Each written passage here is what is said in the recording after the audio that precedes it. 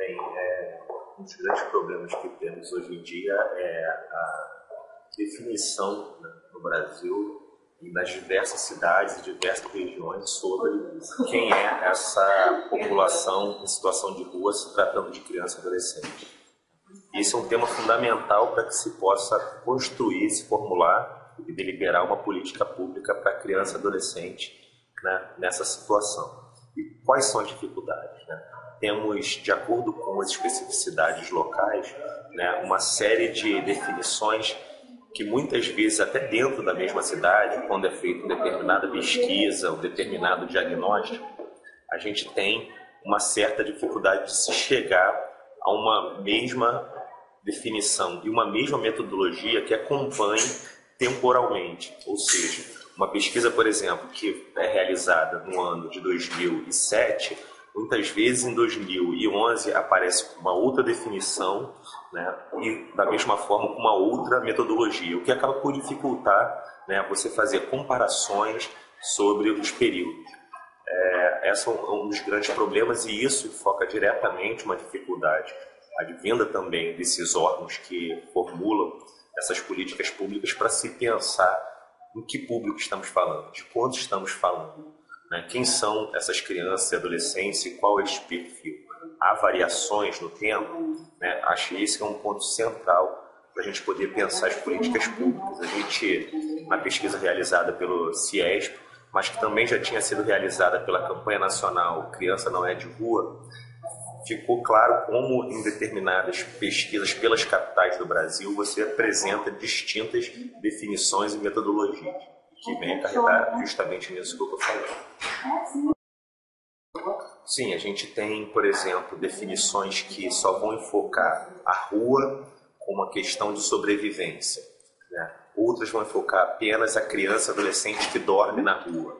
Outros vão dizer, já vão envolver a criança que dorme na rua e a criança, por exemplo, que está em situação de trabalho infantil e que retorna para sua casa. Então a gente tem diferentes, existem, por exemplo, definições em que vão se referir ao local onde elas ficam, onde elas estão, a situação de estar parada numa rua ou não, né?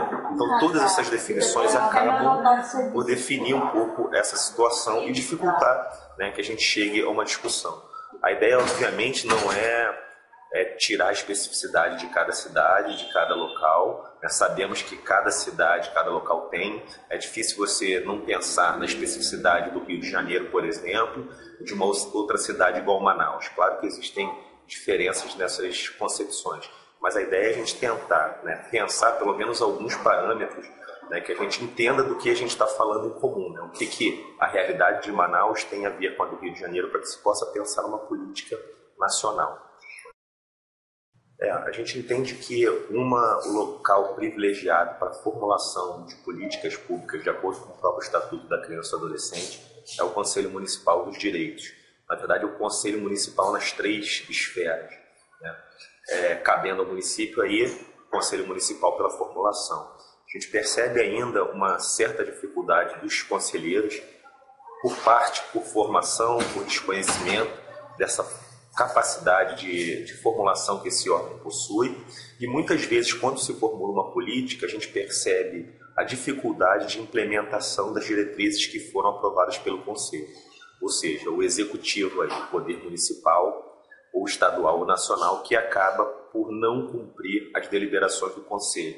Na pesquisa realizada pelo CIESP, por exemplo, a gente percebeu que algumas prefeituras, né, desconheciam e ignoravam ou até buscaram saber junto à Procuradoria, né, se deveriam cumprir aquele papel que está estabelecido no Estatuto. Então, é necessário aí também um maior entendimento, né, e uma maior discussão pelos conselhos desse